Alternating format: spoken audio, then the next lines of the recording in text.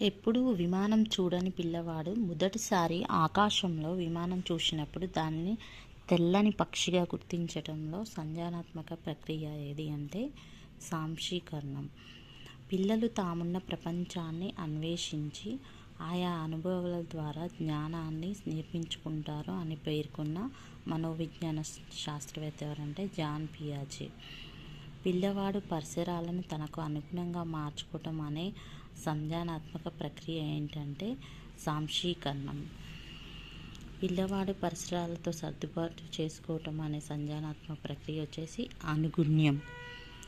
పియాజే మరియు బ్రూనర్లు బోధనా ప్రక్రియలో విభేదించిన ప్రధాన అంశం బోధనా పరిపక్వతల మధ్య సంబంధం.